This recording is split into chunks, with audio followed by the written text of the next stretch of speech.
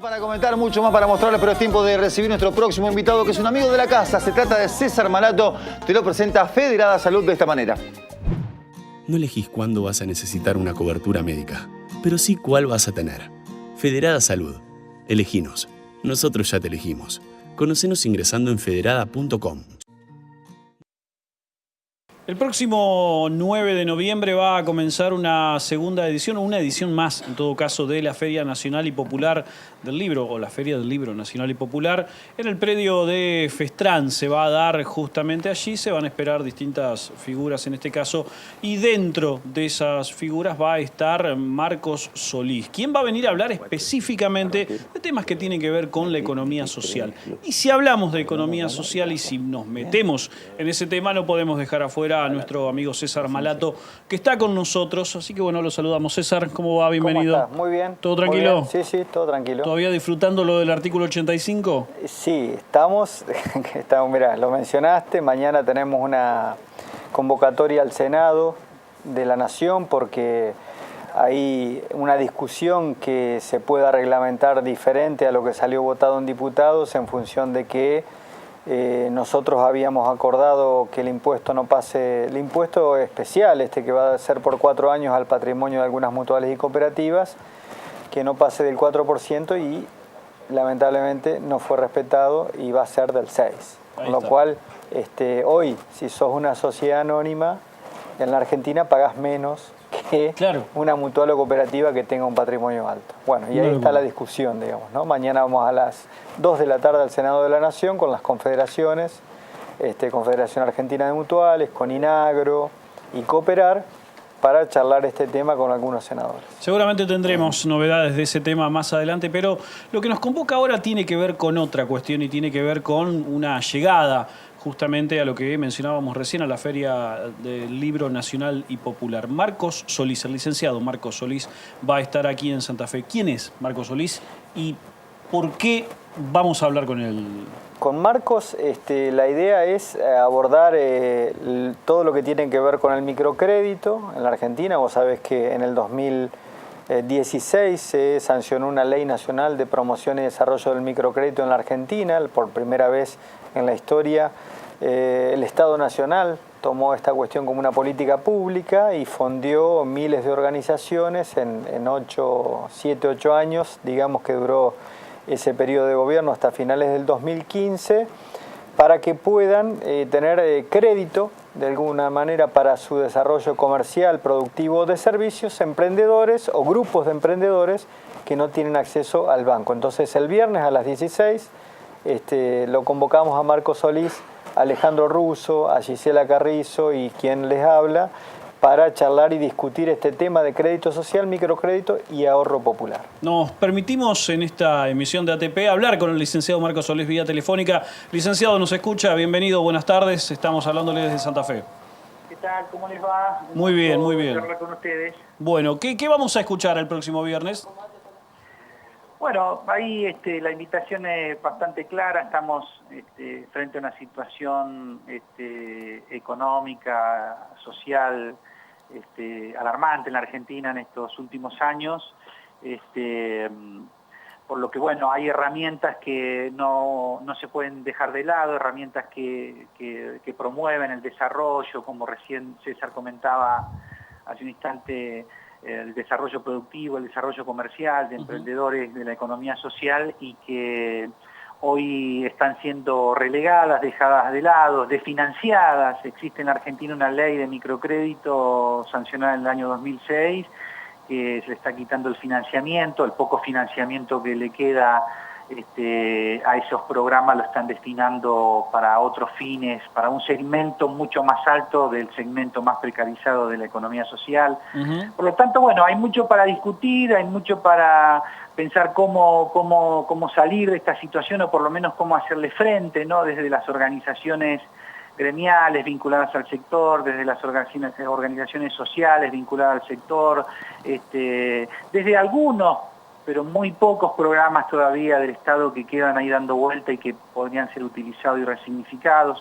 Bueno, una batería de temas y ejes para discutir y poner en el debate que este tipo de políticas de apoyo al sector son necesarias más que nunca, ¿no? Cuando las economías de los países como el nuestro funcionan mal, el sector informal, la economía social, los autoempleados crecen, la puja entre ellos comienza a hacerse más fuerte, a disputarse el mercado, los ingresos disminuyen y se torna una situación muy difícil para todos. Entonces ahí es cuando el Estado debería estar más presente acompañando esas iniciativas y bueno, lo que estamos observando es que no es así.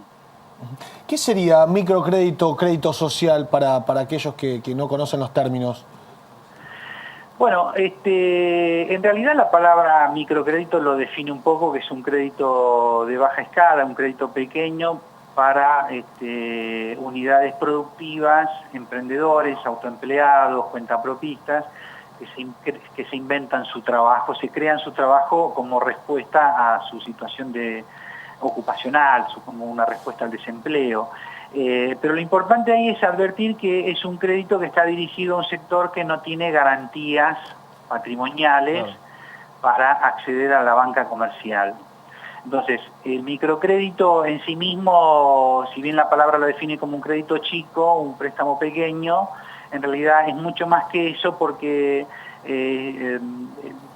conceptualmente significa que es poder financiar a una unidad productiva que está muy lejos de poder recibir un crédito bancario, que hoy los créditos, también hay que decirlo, ¿no? Los créditos de la banca comercial, las tasas no le beneficiarían en nada a muchos de estos emprendedores. Pero eso es el microcrédito, es una herramienta de trabajo, una metodología que busca atender a aquellos que están excluidos del sistema financiero formal, que promueve la organización porque se les exige también que presenten garantías de tipo solidarias, que se reúnan en grupos solidarios para ser fiadores uno de otro porque no tienen garantías reales. Entonces se genera toda una sinergia alrededor de eso que de pasar de ser una cuestión monetaria termina siendo una herramienta de promoción y organización social de esos sectores que se ven obligados a inventarse un trabajo. Marcos, pensábamos, mientras vos enunciabas un poco y describías lo que es el microcrédito, que es una política de un Estado presente, digamos, ¿no? O sea, la diferencia es que nosotros estamos viendo en esta época, digamos, es que de nuevo el Estado se retrae sobre sus pasos y desactiva un montón de programas y presupuestos que tenía ya comprometidos para desarrollos comunitarios, sociales, colectivos, como este tipo de crédito social que vos mencionabas, y que es otra de las cosas que nos está faltando, ¿no? En esta época de crisis en la cual miles de personas se quedan sin trabajo, tener herramientas de financiamiento cercas, porque también un poco la característica del microcrédito era esto, digamos, que estaba cerca, que estaba en tu mutual, que estaba en tu organización social, en tu iglesia, en tu cooperativa, claro. Te permitía de alguna manera mitigar este tipo de problemas y además lo que hablábamos hoy en la radio también, que tiene que ver con el achique del mercado interno, ¿no? Mira, seguro, sabés que en la década anterior, Argentina, en la década anterior, digo, hace 3 años atrás, no más, durante claro. Los últimos, claro, entre el 2006 y el 2015, que se sancionó la ley de microcrédito, Argentina era la nota distintiva, era claro. Casi el único país, te diría, con algunos, por ahí, apoyos en Ecuador, con algún programa, pero menor, en Brasil también, pero muy chiquito, pero Argentina era un país que se destacaba por tener una política de generar este tipo de herramientas inclusivas al sector que estamos mencionando, que no lo tenía en ningún país del mundo, te diría yo, en la región ni en el mundo. Todas las experiencias que hay de herramientas de financiamiento a este sector la manejan o las fundaciones de los bancos o sociedades anónimas, claro. Privadas, donde bueno, el manejo discrecional de la tasa de interés, digamos, del tema de las garantías también es bastante fuerte. Y Argentina se había destacado por eso en esos últimos años, por tener una política bastante importante en ese sentido y había comprometido recursos del Estado Nacional, del presupuesto nacional para apoyar ese sector. Lo que hay que decir también que funcionó como una herramienta de distribución del ingreso. Claro. Lo que estos emprendedores no pagan como sobretasa cuando recurren a la usura, por ejemplo, es dinero que pueden disponer para otras cosas. El gobierno anterior, con la política de atención a estos grupos, lo que se había propuesto era disputarle, digamos, el mercado, por decirlo de alguna manera, a la usura, porque hoy, César, lo que hay que decir es que la mayoría, si no todos los que estaban vinculados a estas organizaciones mutuales, como vos bien describías, iglesias, parroquias, sociedades de fomento, que eran un banco, un pequeño banco en tu barrio, en tu pueblo, en los lugares más remotos de la Argentina, no están, o si están cayendo, digamos, sus recursos, son tan magros que casi están cerrando sus operaciones. El emprendedor, lo que hay que decir es que termina recurriendo a la banca usurera, claro. Aquel que pasa por el negocio y le dice, ¿necesitas una cortadora de fiambre? Bueno, te la dejo, te vengo a cobrar mañana, todos los días te cobro una cuota. Aplican ese sistema de goteo, que es increíble ese sistema de goteo,